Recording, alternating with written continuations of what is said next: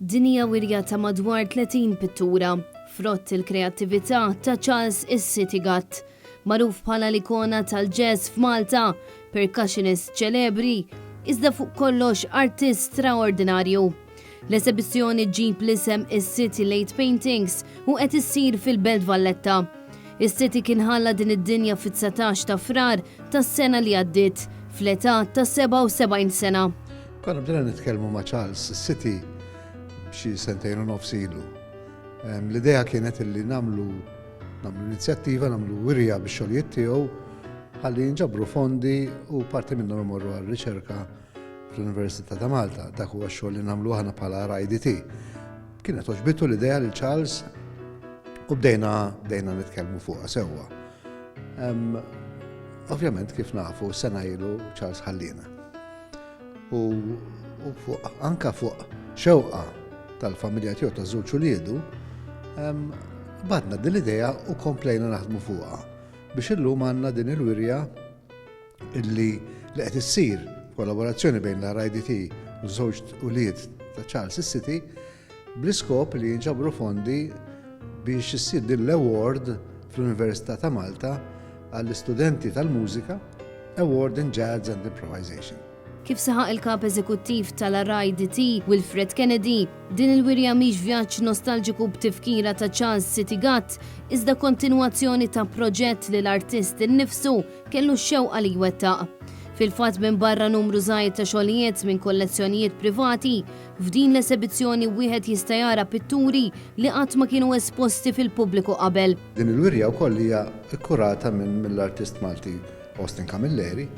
U hawnhekk għandna n-numru ta' xogħlijiet ta' Charles, partikolarment dawk li huma iktar reċenti.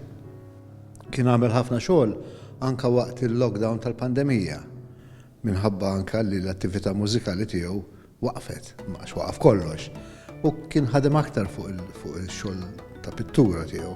Fost il-pitturi magħmulin minn id l-artist Charles Gatt, wieħed jista' jara wirja ta' kuluri miżbuwejn fuq it-tila b'mod astratt, buħut imnebħa mis-saqaf tal-Knisja tal-Mosta.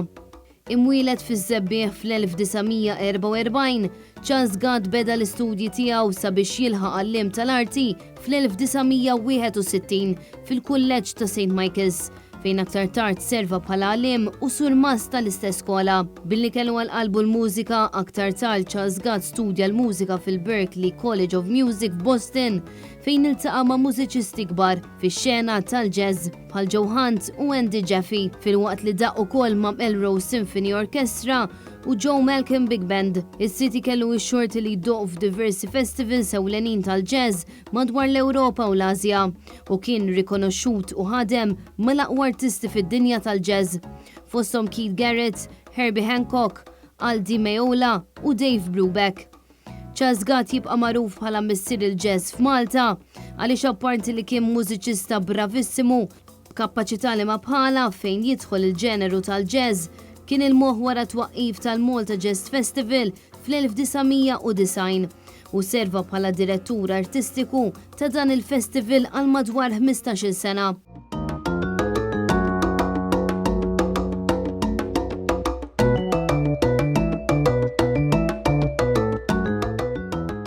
Il-wirja li qed tittella fit-triq li fran fil-Belt Valletta infetħet fis-16 ta' frar u se tibqa' miftuħa sal-ħadd 26 ta' frar mill-10 ta' filgħodu sa' 7 ta' filgħaxija.